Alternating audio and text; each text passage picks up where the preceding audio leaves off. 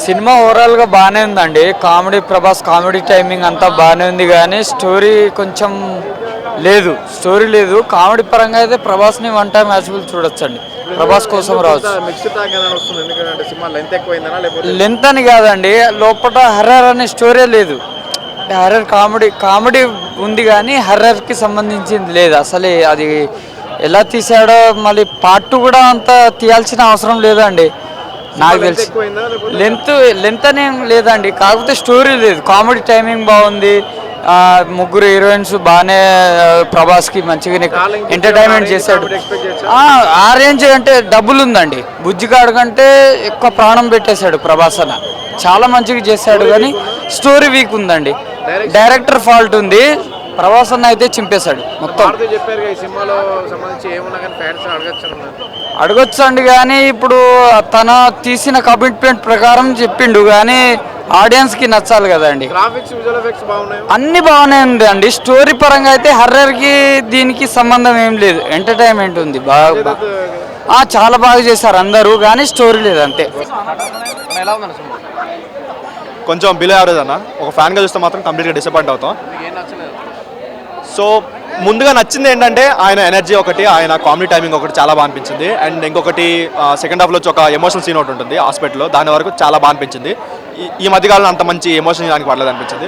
And main negative ఏదైనా ఉందంటే సినిమాలో సెకండ్ హాఫ్లో వచ్చే స్క్రీన్ ప్లే వరకు చాలా డిసప్పాయింట్మెంట్ అయ్యింది, ఎందుకంటే చాలా మంది జనాలకు అర్థం కాదు. అండ్ ఇంకొకటి ఏంటంటే అన్ని ప్రమోషనల్ ఈవెంట్లో కూడా ఈవెన్ ఫస్ట్ లుక్ దగ్గర నుంచి సెకండ్ ట్రైలర్ వరకు అన్నింటిలో కూడా ఒక ఓల్డేజ్ గెటప్ ఉంటుందని చెప్పి ఒక హైప్ లేపి థియేటర్లో సవాల్ వేస్తాను అంత లెవెల్లో హైప్ లేపి లాస్ట్కి థియేటర్లో సీన్స్ లేపేశారు. దాని వరకు చాలా డిసప్పాయింట్మెంట్ అయ్యాం.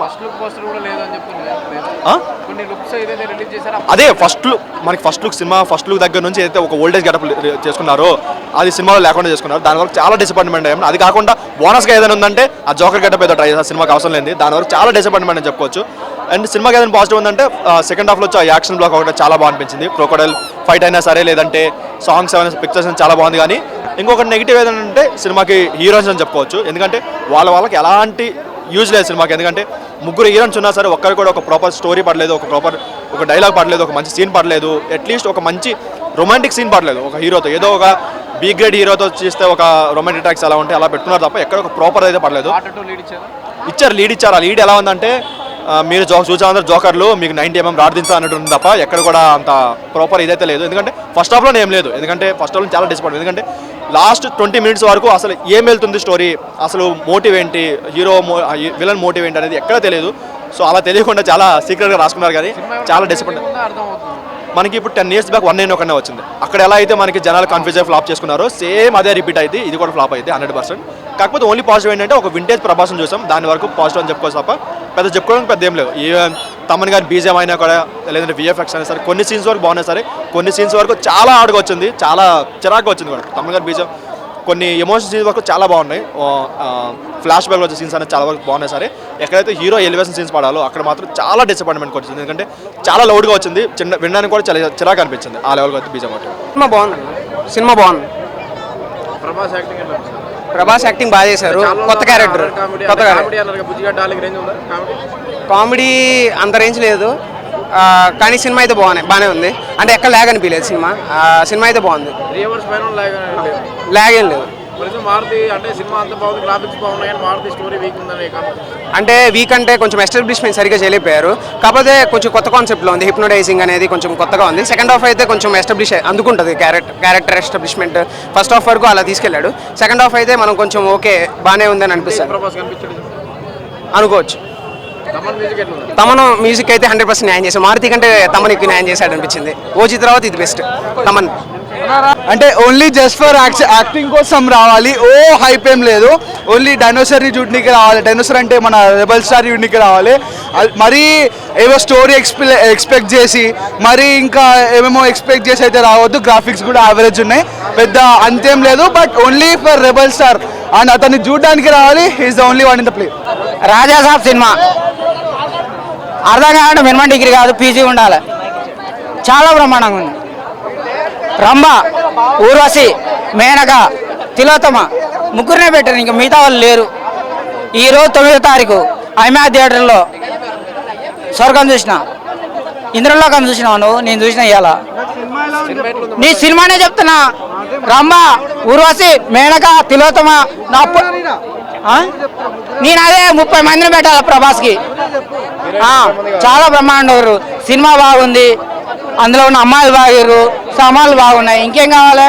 ఫుల్ హ్యాపీ నేనైతే. అవన్నీ నాకు ఆడాలే. ఎవరన్నారు?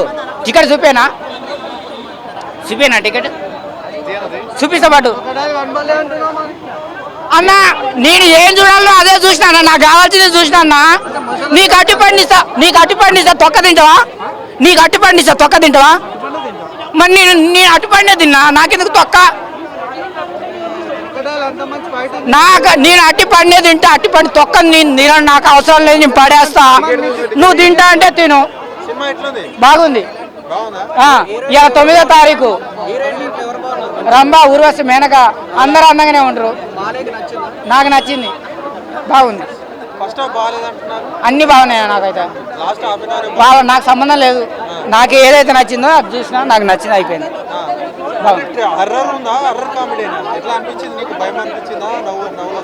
హ్యాపీ అనిపించింది. స్వర్గాన్ని చూసిన. నాకైతే నచ్చింది బ్రో. మూవీ హైలైట్స్ ఏంటంటే ప్రభాస్ యాక్టింగ్ బాగా చేశారు. బాహుబలి 2 తర్వాత ఏ సినిమా చూసుకున్నా చాలా వరకు ఐడెంటిటీ రివీల్ పెట్టడం, అది మొనాట్ని అయిపోయినట్టు అనిపించింది. ఈ సినిమాకి అది కొంచెం బ్రేక్ చేశారనే చెప్పాలి. నాకు యాక్చువల్లీ సాహో సినిమా ఆ స్టాండర్డ్స్ బాగా తీశారు. తర్వాత కొంచెం హాలీవుడ్ స్టైల్లో మళ్ళీ వెళ్ళట్లేదు. ఇక్కడున్న ఆడియన్స్కి నచ్చేటట్టు ఐడెంటిటీ రివీల్స్ పెట్టేసి ఫ్యాన్స్కి కావాల్సింది ఇస్తున్నట్టు అనిపించింది. ఈ సినిమాకి వచ్చేసరికి మారుతి కొత్త జోనర్ని డిస్కవర్ చేశారని అనిపించింది. హానెస్ట్గా నేను న్యూట్రల్ ఫ్యాన్ని. ప్రభాస్ అంటే నాకు ఇష్టం, కానీ నేను అందరిలాగా అంటే అందరూ అనుకునే ఫ్యాన్లా కాదు. బట్ న్యూట్రల్ ఆడియన్స్గా చూస్తే నాకు కొంచెం థ్రిల్ అయ్యా.